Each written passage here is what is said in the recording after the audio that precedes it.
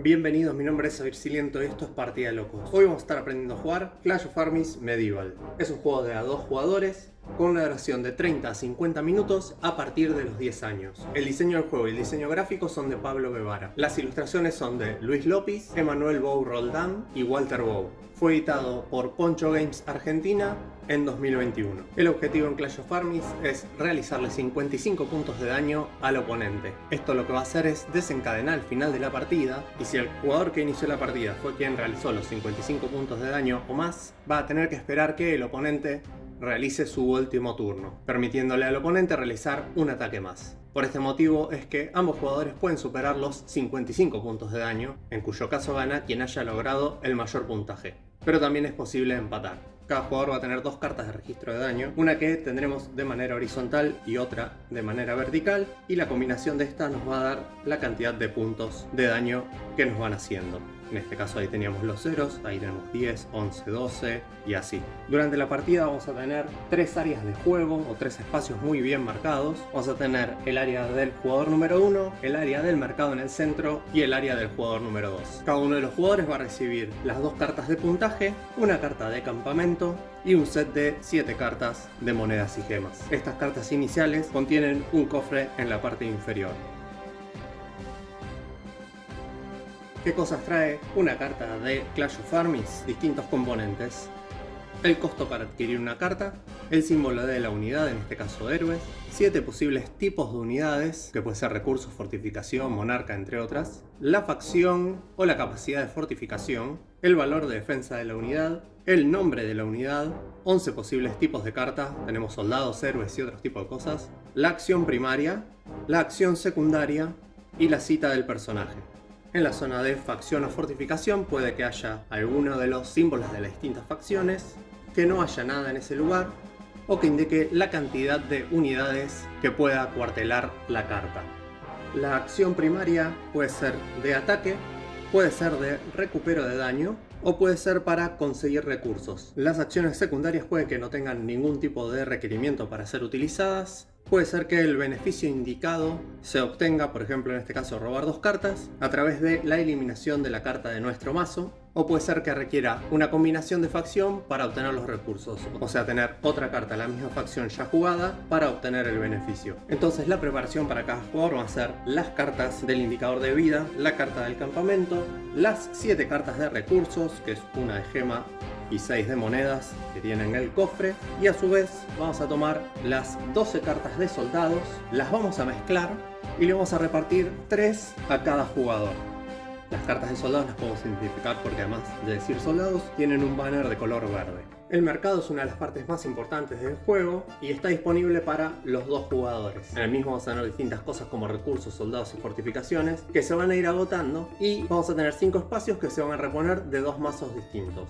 El mercado se arma al inicio de la partida y no se vuelve a mezclar ni a alterar su orden. Es importante que cuando un jugador adquiere una carta de alguno de los distintos espacios, estos se van a reponer recién en la fase intermedia o en el entreturno. O sea que las cartas que se reponen van a ser un beneficio para el siguiente jugador y no para el jugador actual. En el mercado entonces vamos a tener a los vasallos que se ponen por el lado izquierdo y son solo 2, los recursos que los vamos a mezclar y los vamos a poner en esta parte de arriba, los soldados que sobraron de la repartida inicial que van a ir por el lado derecho, y las fortificaciones que también vamos a mezclar y van a ir en la parte de abajo formando una especie de cruz.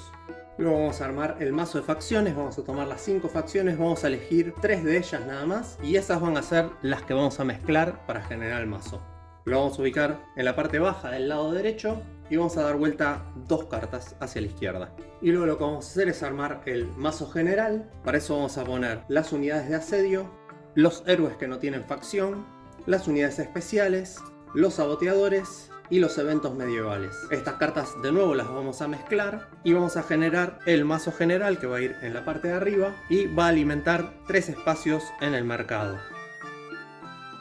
Si llegase a aparecer un evento medieval en la preparación inicial, lo vamos a tomar como un evento pasado, lo vamos a descartar y vamos a sacar una nueva carta. ¿Cómo es entonces la mecánica del turno? Vamos a tomar las cartas que previamente mezclamos de nuestro mazo y nos vamos a dar 5 de ellas. Esta va a ser nuestra mano para el turno.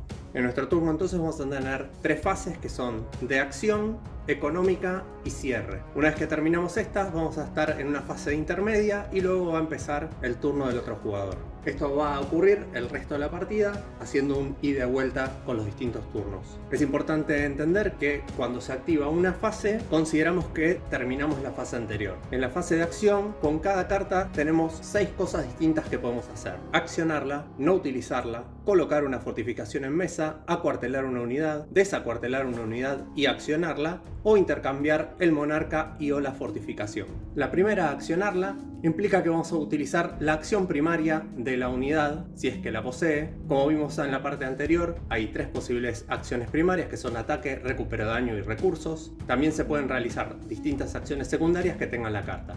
Acá simplemente lo que vamos a hacer es leer las cartas que tengamos en la mano e ir resolviendo las mismas.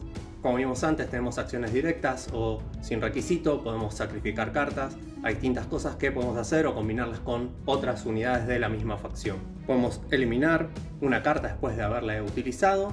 Y frecuentemente lo que vamos a hacer también es hacer una combinación de varias. Por ejemplo, podemos juntar todas las cartas de recursos y sabemos que tenemos 4 monedas para gastar, o las cartas de ataque y sumar que tenemos 3 puntos de ataque para hacer, aunque a veces hay algunas acciones que se pueden hacer en las acciones secundarias.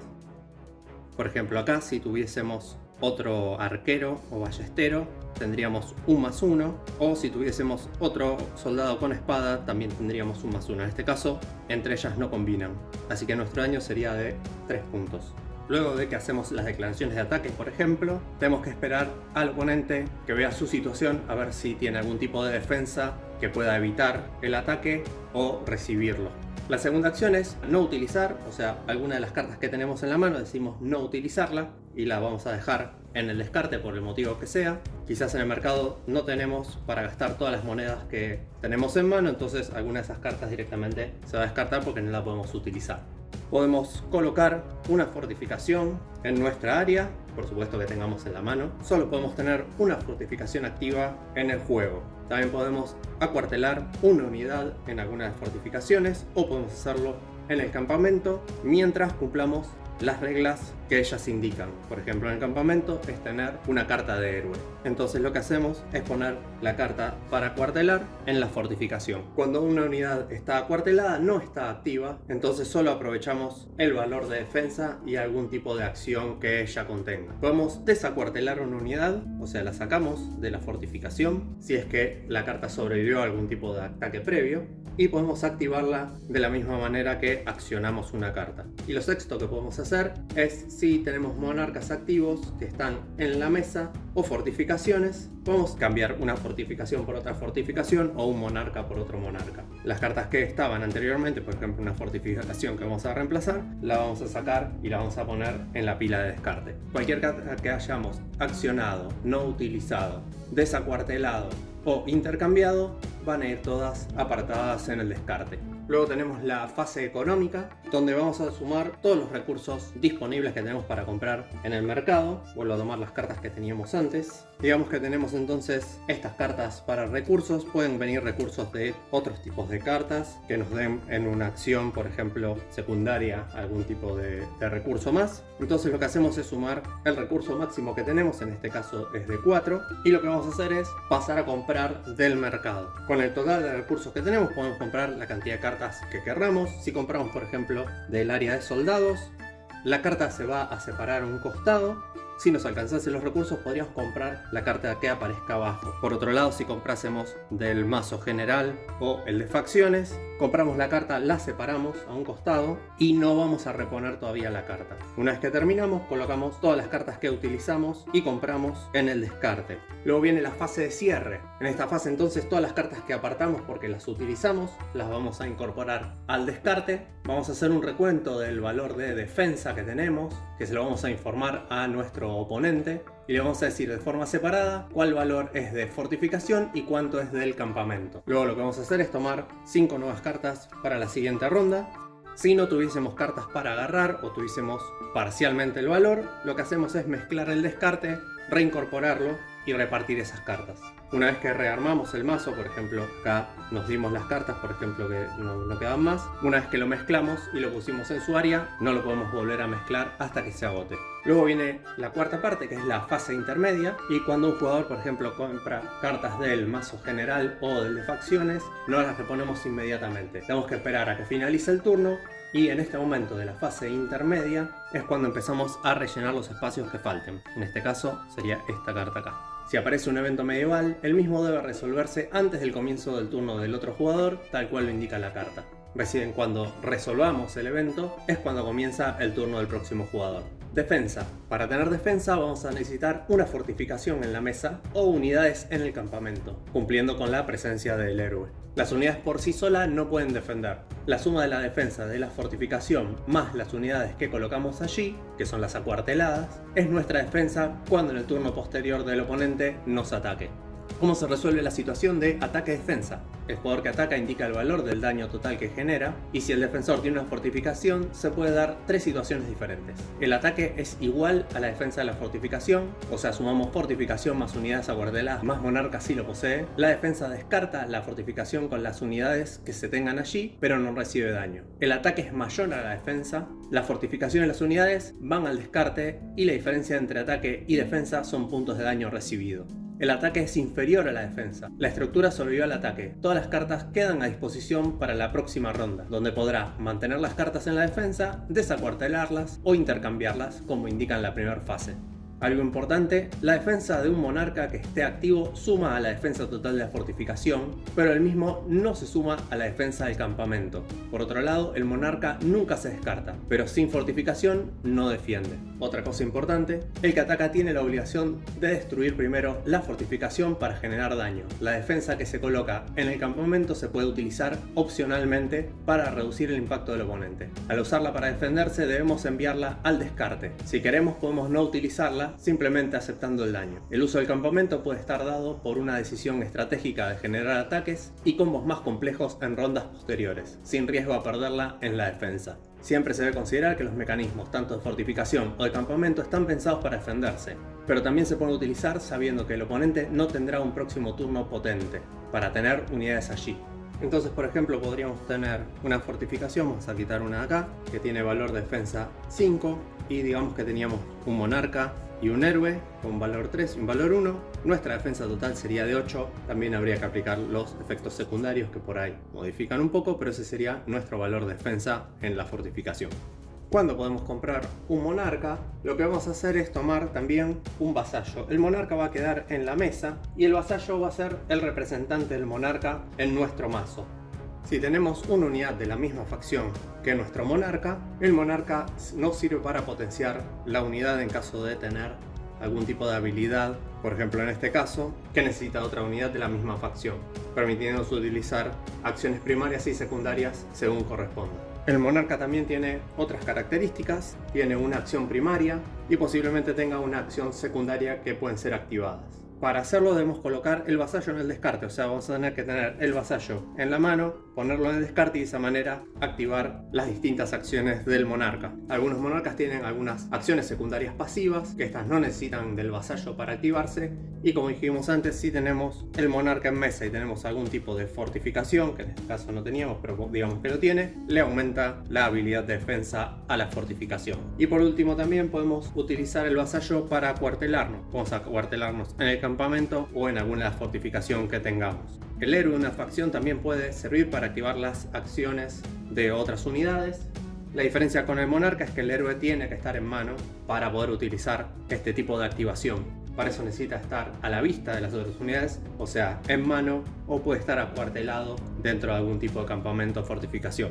Nuestro mazo puede tener distintos héroes y monarcas de distintas facciones, y estos van a activar las acciones de diferentes unidades según se logren combinar con ellas. Una aclaración es que si el héroe está en una fortificación o dentro del campamento, no necesitamos activar la carta para utilizar las acciones de facción de una unidad. Con la presencia del mismo es suficiente. También en la defensa, si el héroe está acuartelado, va a potenciar a la unidad en el aspecto defensivo. Finalmente tenemos las alternativas de juego. Una podría ser ocultar las cartas que un jugador está acuartelando hasta el momento del ataque, pero la excepción es los héroes, por ejemplo en este caso, o los monarcas. Esos no los podemos ocultar y podemos colocar cualquier tipo de carta excepto las de saboteadores. También podemos jugar con otra cantidad de puntos de daño, no solo 55, o también podemos llevarlo hasta 99 si queremos. Y esto es, en líneas generales, Clash of Armies Medieval. Coméntenos abajo si ya lo han jugado, es un juego que le ha ido muy bien, que se ha agotado y que estamos esperando una segunda edición. Están prontos a hacer un Kickstarter para salir al ruedo en el mundo. Coméntenos si ya han participado en alguno de los torneos, en Encuentro Nacional, o en algunos organizados en Akataka o en algún otro lado. Es, como ven, un deck building bastante interesante. No lo explicamos al principio porque no era necesario, pero es un armado de mazo, como ven. Uno va comprando cartas, va rellenando su propio mazo y lo va moldeando según le parezca. También se puede conseguir un mat a través de Poncho Mats, que nos permite tener las cartas más ordenadas. Sino también podemos encontrar en la página de la BGG de la Board Game Geek las expansiones de terrenos y climas que son descargables e imprimibles, y pronto vamos a tener la expansión de hitos. Suscríbanse al canal de Partida de Locos, denle like al video, toquen la campana de notificaciones y compartan en sus redes sociales. Esto es Clash of Armies Medieval, mi nombre es Eversiliento y esto es Partida de Locos.